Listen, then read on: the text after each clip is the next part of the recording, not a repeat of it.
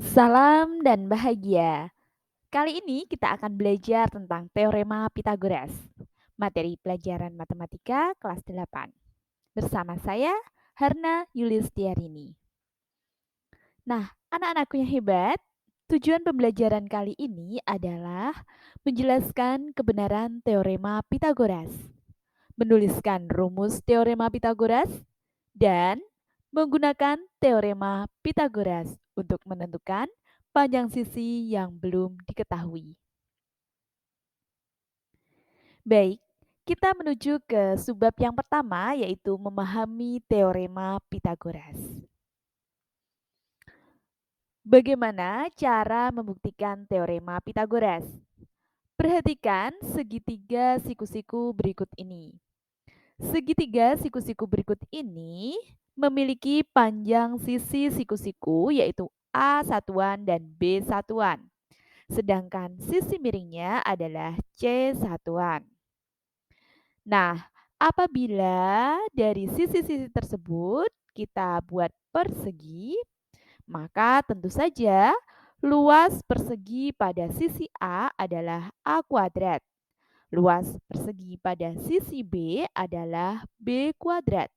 Dan luas persegi pada sisi C adalah C kuadrat.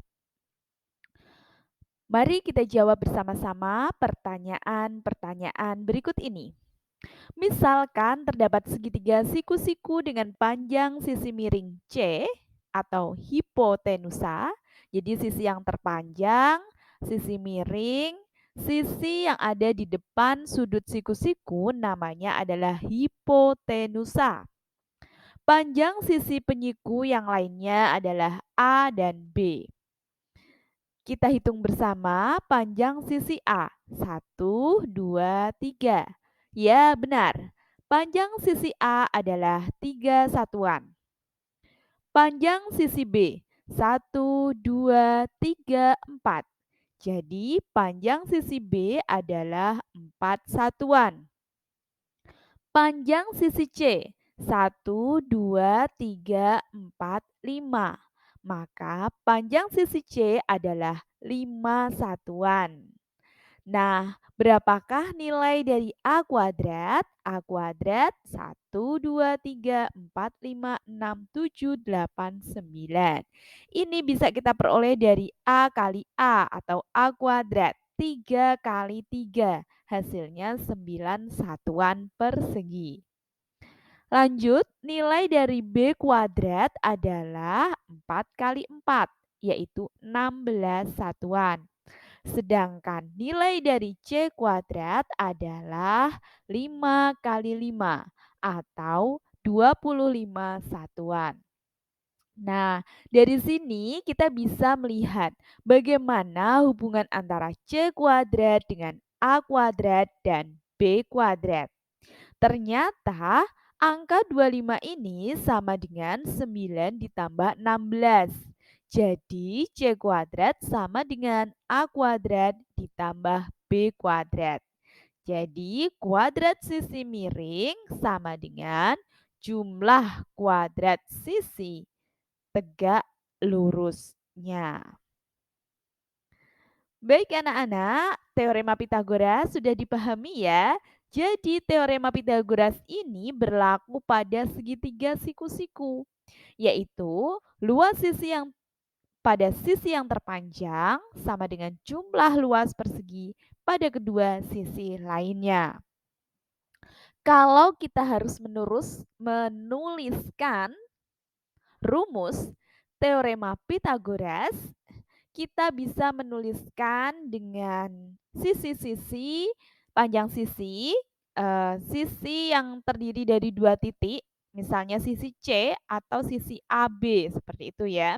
Jadi kita bisa menggunakan 2 huruf besar untuk menyatakan sisi atau 1 huruf kecil untuk menyatakan panjang sisi. Nah, pada segitiga ABC berikut, siku-siku di A. A besar ya, titiknya titik A.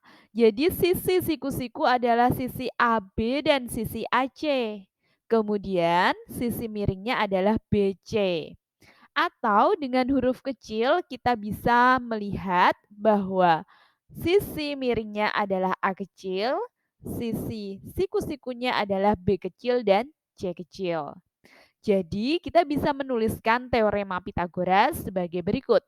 BC kuadrat sama dengan AC kuadrat ditambah AB kuadrat.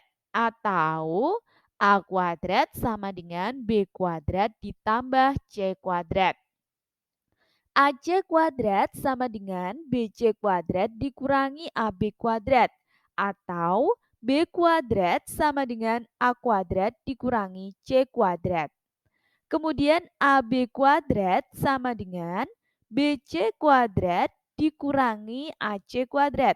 Atau C kuadrat sama dengan A kuadrat dikurangi B kuadrat. Nah, bagaimana contoh soal teorema Pitagoras? Yuk kita simak bersama-sama. Contoh yang pertama, mari kita gunakan teorema Pitagoras untuk menyatakan persamaan panjang sisi-sisi segitiga siku-siku berikut. Jadi ini adalah segitiga ABC. AB kuadrat sama dengan AC kuadrat ditambah BC kuadrat.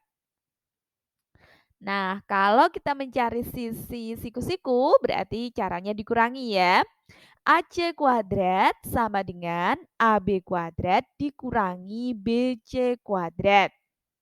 Kemudian, BC kuadrat sama dengan AB kuadrat dikurangi AC kuadrat. Contoh soal yang kedua. Gunakan teorema Pitagoras untuk persamaan panjang sisi-sisi segitiga berikut. Nah, ini panjang sisinya diketahui masih berupa variabel ya. Sisi miringnya Q, sisi tegak lurusnya adalah sisi P dan R. Maka Q kuadrat sama dengan P kuadrat ditambah R kuadrat. Kalau mencari P kuadrat berarti Q kuadrat dikurangi R kuadrat. R kuadrat sama dengan Q kuadrat dikurangi P kuadrat. Sudah jelas? Yuk kita menuju ke soal berikutnya. Nah, bagaimana jika sudah diketahui angka-angkanya? Di sini terlihat dengan jelas bahwa X adalah hipotenusa. Berapakah nilai X jika sisi siku-sikunya adalah 6 cm dan 8 cm? Yuk kita gunakan teorema Pitagoras. X kuadrat sama dengan 6 kuadrat ditambah 8 kuadrat. Jadi sama dengan 36 ditambah 64 sama dengan 100. Maka nilai X sama dengan akar 100 sama dengan 10 cm. Nah, berikutnya silakan kalian kerjakan latihan soal-soal berikut. Soal-soal ini adalah soal-soal terkait dengan teorema Pitagoras. Silakan dikerjakan. Soal yang pertama. Gunakan teorema Pitagoras untuk menyatakan persamaan panjang sisi segitiga siku-siku. Jadi, tulislah rumus teorema Pitagorasnya ya. Untuk 1A. BC kuadrat. Jadi, sisi miring kuadrat itu bagaimana rumusnya? B. PR kuadrat. Jadi ini sisi siku-siku ya yang ditanyakan. Ya, bagaimana persamaannya? Kemudian C. I kuadrat. Ini adalah sisi siku-siku ya. Bagaimana persamaan teorema Pitagorasnya? Silakan dijawab. Oke, lanjut soal yang kedua. Tentukan nilai X pada masing-masing segitiga di bawah ini. X, ini ada 10, ada 24. Nah, silakan dihitung. Kemudian B, X, ini adalah sisi siku-siku. Nah, silakan dihitung.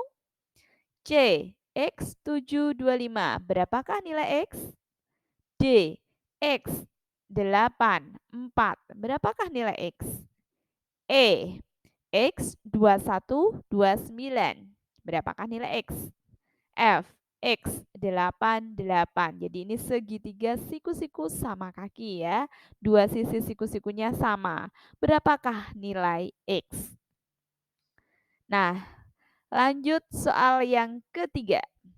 Tentukan nilai X, Y, dan Z pada masing-masing bangun di bawah ini. Lihat yang pertama. Ini bangunnya adalah sisi miringnya 30 cm, sisi siku-siku 24 cm, sisi siku-siku yang lain berapa panjangnya. Lanjut, soal yang B.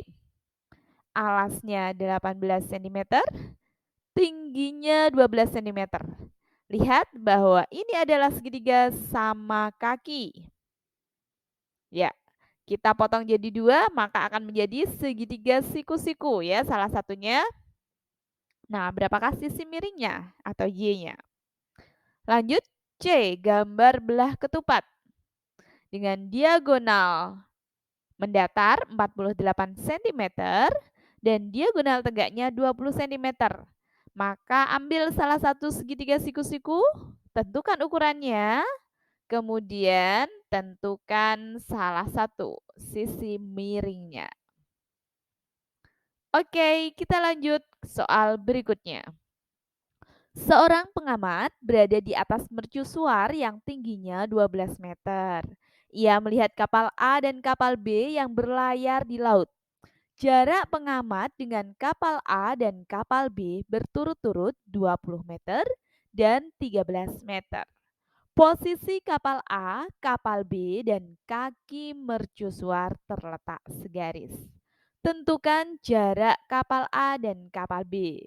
Nah, untuk melihat bagaimana hubungan segitiga siku-sikunya, silakan digambar terlebih dahulu sebelum dihitung. Baik, selanjutnya materi ini dapat disimak juga di LKS MGMB Matematika Kabupaten Pati, yaitu LKS Matematika kelas 8 semester genap, buku teks matematika kelas 8 dari Kemdikbud, dan referensi aset pada Canva. Terima kasih, jangan lupa like dan subscribe-nya.